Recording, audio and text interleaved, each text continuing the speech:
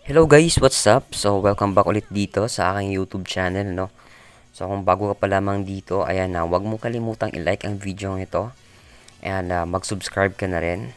Salamat. So, sa video ito guys, tuturuan ko kayo kung paano mag-recharge ng diamond sa inyong Mobile Legends account gamit ang regular load sa ating SIM card na Smart or Token Text. So, ito pala ang aking Mobile Legends account and tingnan nyo, meron na ako dito na 10 diamonds, no? So, ito yung basihan natin mamaya kung may dumagdag ba or successful ang ating pagbili ng diamonds. Okay. Then, dito mga sir, i-home nyo lang yung phone nyo. Tapos, punta kayo sa Google o di naman kaya sa Chrome. Pero kapag iPhone yung gamit nyo, is punta kayo sa Safari. So, dahil nga marami sa inyo yung gumagamit ng Google, so sa Google na lang tayo guys. So, i-click mo yung Google, no? At pagkatapos nyon, ayan, yung search bar, i-click nyo rin ito. Then, dito sa search bar is i-input nyo yung MobaPay ML, no? Okay.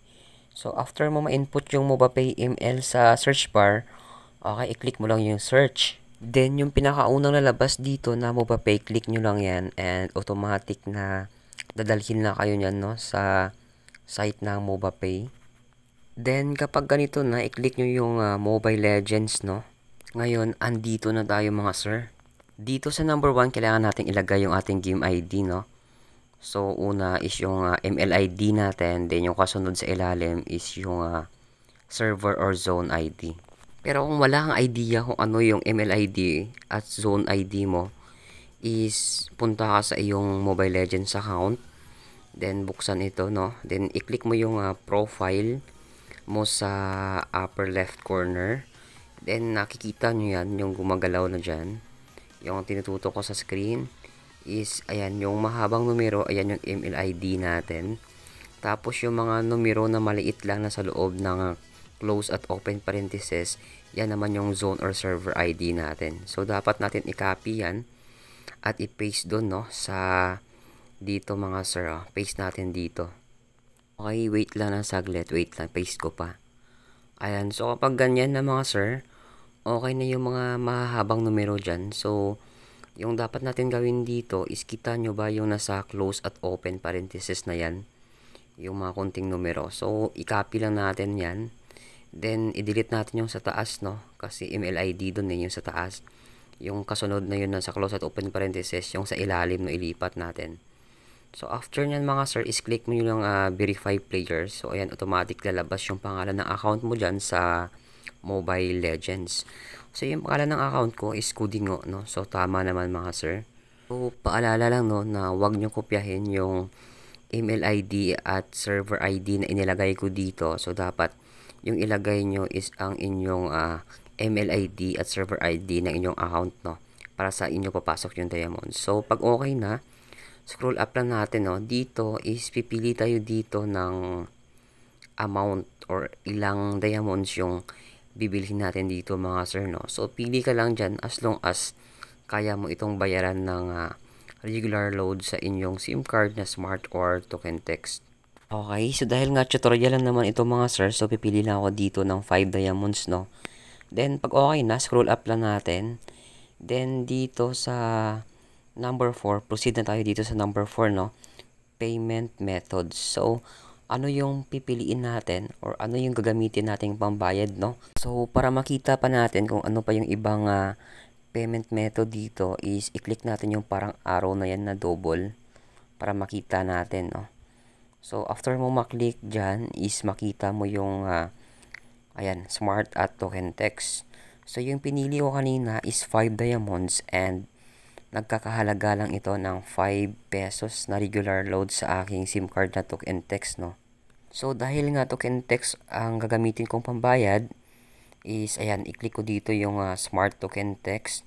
Then, after nyan, make sure nyo po muna na mayroon kayong sapat or enough na regular load balance sa inyong SIM card na Token Text or Smart.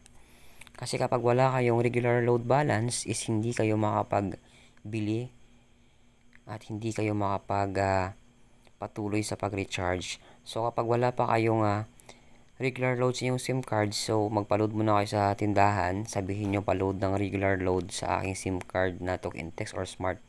So sa akin dito, meron po ako nga 15 na regular load sa aking SIM card na Talk and Text. So sapat na po iyan para bayaran ko yung bibilhin kong 5 diamonds, no? Na nagkakahalaga ng 5 pesos na regular load. So tara, balik na tayo doon. Next naman dito sa number 4 ay kailangan mong ilagay dito ang iyong email, no? So para sa email address mo, mag-send yung resibo, no? Or receipt sa iyong pagbili ng diamonds. Pero kung wala kang email address, so pwede mo namang gamitin yung email address ko na ito. Kasi wala namang problema doon. Ang iba nga dito is optional ba naman kung lalagyan mo ng email address or hindi. Kapag okay na, click mo lang yung submit order. Then after nyan is i-click mo lang din yung pay now, no? Pero bago yan, ayan, reviewin nyo muna dito kung tama ba yung pangalan ng account nyo, no, na lumalabas dito. So kapag okay na, pindutin nyo na po yung pay now para magpatuloy po. Kapag ganito naman yung lumabas is kailangan nyo nga ditong ilagay ang inyong cellphone number na Talk and Text or Smart, kasi dyan ibabawas mamaya yung pambayad natin sa diamonds na bibilhin natin, no? At sa SIM card at sa phone number mo na yon, dadating yung code or verification or yung OTP para makapagpatuloy sa pagbili ng diamonds. So ilagay nyo dito yung cellphone number nyo at huwag nyo kopyahin sa akin, no? Then kapag okay na mga sir, i-click nyo lang yung next.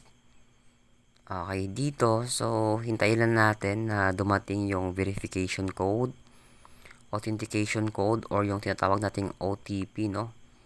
So ayan, 5 numbers yan. So kunin mo yung 5 numbers na yan, tapos ilagay dito sa mga box sa ilalim.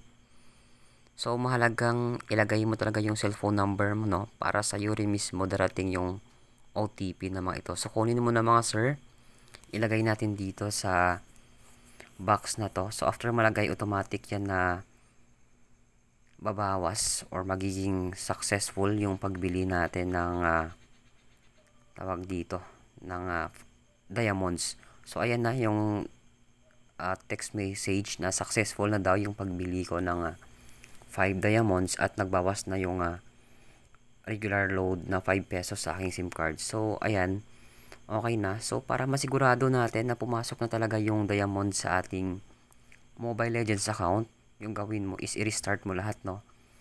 I-restart mo na rin yung Mobile Legends mo. Okay, hintayin na natin na mag-loading. So ayan, tagumpay mga kaibigan. So kanina nga lang is 10 diamonds lang yung mayroon ako sa aking Mobile Legends account. Then as of now, naging 15 diamonds na po ito mga sir. So dumagdag na dito yung 5 diamonds na binili ko. So kung nakatulong sa inyo yung video ito, wag po ninyong kalimutang i-like para mas i-recommend pa ito ng YouTube sa iba pa mga viewers, no, na hindi pa alam kung paano mag-recharge ng diamonds sa kanilang Mobile Legends account. At the same time, ayan, mag-subscribe ka na rin at kahit pa paano matulungan mo yung YouTube channel ko mga sir. So ayan lang ha. Maraming salamat talaga sa panonood and bye-bye!